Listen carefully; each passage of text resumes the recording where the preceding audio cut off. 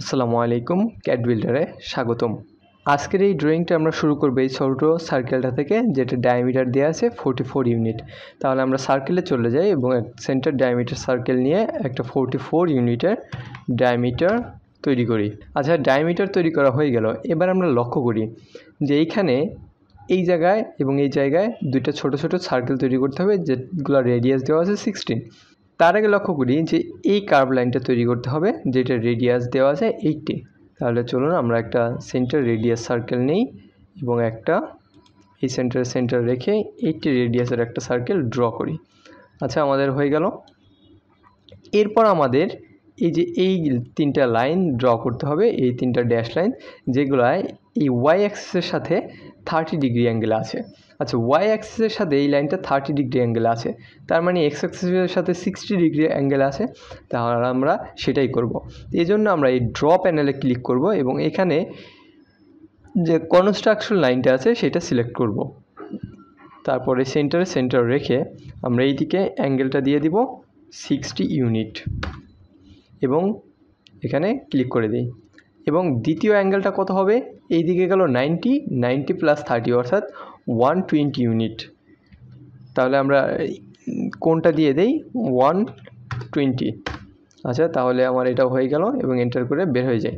আচ্ছা, এরপর আমাদের এই সার্কেল, এই যে কার্ভ লাইন, এটা ড্র করতে হবে, যেটা রেডিয়াস দেওয়া আছে 16। তাহলে আমরা সার্কেলে যাই, একটা সেন্টার রেডিয়াস সার্কেল সিলেক্ট করি এবং এখানে আমরা ডিস্টেন্স দিয়ে দিই 16।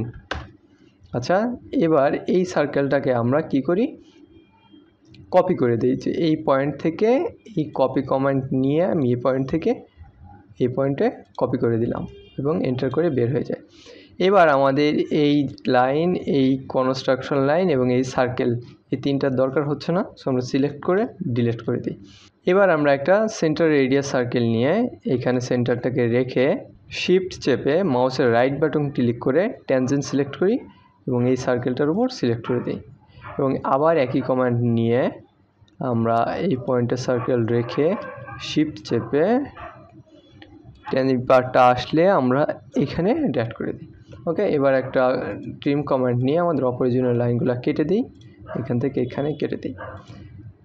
এবার আমরা লক্ষ্য করি যে আমাদের এই বাহির দিয়ে এবং বড় একটা কার্ভ লাইন তৈরি করতে হবে, যেটা রেডিয়াস এই যে নিচে দেওয়া আছে 28 ইউনিট। তো এইটা আমরা খুব সহজে একসাথে পুরাটা করব অফসেটের মাধ্যমে। তার আগে আমরা এটা সিলেক্ট করে জয়েন করে নিলাম এবং এবার আমরা অফসেট করি। এখন অফসেট আমরা কতটুকু করব? দেখা যাচ্ছে এই বড় সার্কেলটার রেডিয়াস 28 এবং ছোটো সার্কেলটার রেডিয়াস 16। তাহলে 28 থেকে 16 মাইনাস করলে হয় 12, তাহলে আমরা অফসেট করব 12 ইউনিট। আচ্ছা, তাহলে আমরা এটা থেকে বাইরের দিকে অফসেট করে দিই। আচ্ছা, এইটুক আমার হয়ে গেল। এখন লক্ষ্য করি যে এই সার্কেলের সাথে এই সার্কেলের সেন্টারে আমার এইখানে একটা সার্কেল আছে, যেটা ডায়ামিটার দেওয়া আছে 90 ইউনিট। তাহলে চলুন আমরা একটা সেন্টার ডায়ামিটার সার্কেল নেই এবং এই পয়েন্টে রেখে একটা 90 ডায়ামিটার সার্কেল ড্র করি। আচ্ছা, হয়ে গেল।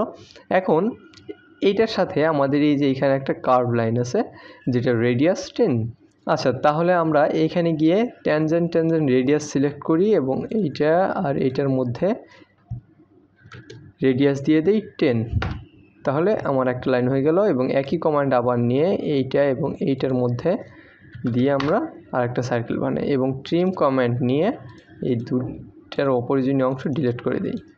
আচ্ছা, এবং আরও কিছু অপ্রয়োজনীয় অংশ আমাদের আছে, সেটা ট্রিম কমান্ড আবার নিয়ে এইগুলা এইটুক এবং এইটুকু আমরা ডিলিট করে বের হয়ে যাই। আচ্ছা, তাহলে অবজেক্টের উপরের অংশটুকু আমাদের হয়ে গেল, অলমোস্ট হয়ে গেছে।